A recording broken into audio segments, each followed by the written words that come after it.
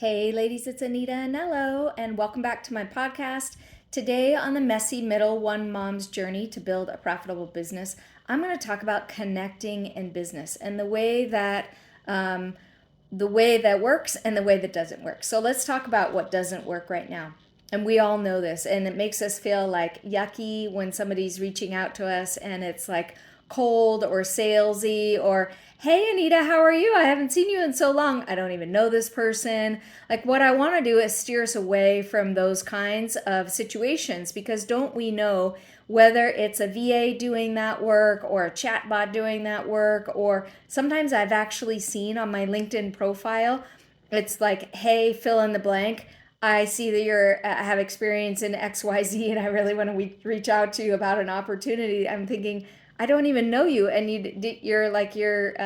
your format's not even working. The form's not even filling in my proper name, and so clearly I know that's somebody that I personally don't want to do business with or connect with at all, because they didn't even take the time to know anything about me. And so we don't want to do that. We don't want to be salesy in our reach outs. We don't want to be yucky when we're connecting with people. We really want to focus on connecting with people. As don't we know, as successful entrepreneurs and successful corporate women of faith, like, we know that we feel most connected when people call out our name and they find something that's interesting about us, and so on and so forth. So this episode is going to be kind of down and dirty, practical and tactical, as I always like to say. I'm going to give you some tips that you can implement right away. And I'm also just going to do kind of like a quick rundown of some of these things to make it real easy to consume it real fast and then move on with your day. So, number one, what I want to talk about when successfully connecting in business is we want to make it personal.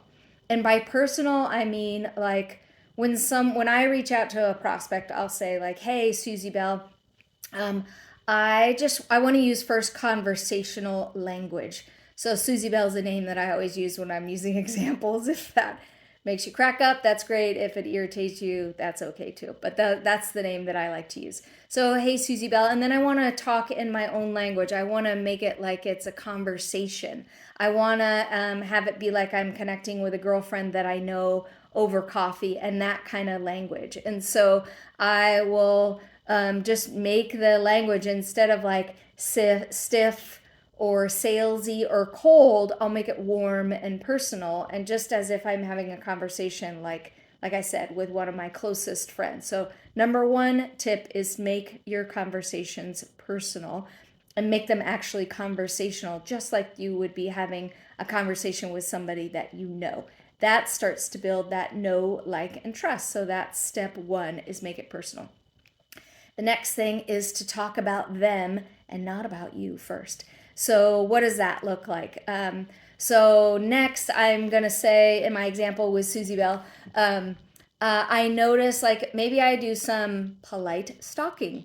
And in that, I find out that Susie Bell, like, maybe she likes to hike or garden, or instead of worrying about what she does as her profession and trying to immediately try and sell to her, I want to connect with her again on a personal level. So see, what we're doing is we're just taking what we do naturally face to face and we're translating it into the online space. We're translating it to business. Because don't we know, like, that's how we connect with people when we meet them face to face, is we go through this same succession of steps that I'm describing to you here. So number one is I'm personal. Number two is I want to talk about them.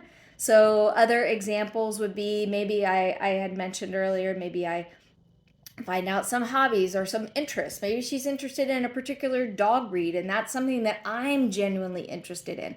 So I'm going to underscore genuinely interested in. So I'm not just trying to find like random things and be like, oh, hey, I saw that you hiked, and I hate hiking and I don't have any way to talk about hiking, and that's not really where I'm going to make a connection with her. It's more about connecting on a way of something that's important to them, but it also can line up with something that's important to me, and then that's actually what makes a connection. The third thing that I would always say is that in this progression of reach outs, so it's probably not going to be all in one message. It's probably going to be like a 3-step process over a little bit of time, by the way.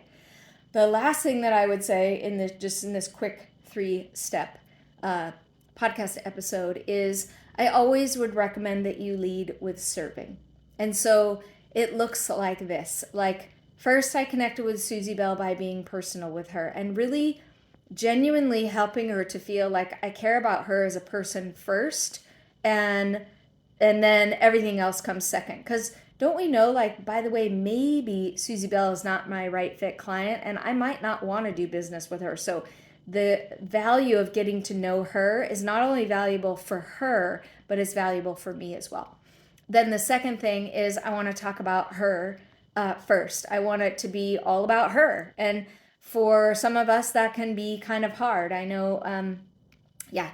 Anyway, so we want to think about how can it be about that person. So the third thing is I want to lead with serving. So when I say lead with serving, maybe I have a free download. Maybe I do copywriting services and I will offer to look at her website for free. Maybe I do project planning and I will offer to look at her project that she's working on or a project that she's trying to bid or something like that. So I'm going to take a skill set that I already have. I'm not making something up. I'm going to take a skill set that I already have that is part of my business, part of my offer, and I'm going to offer to do that for free first in often cases. And then maybe it's a matter of, hey, you could book like a 15-minute call with me afterwards and I'd be happy to review it, or I'd be happy to just send you even a video of this is how I see you could improve. So those are those 3 steps to connecting with people in an online space in a way that serves somebody else first,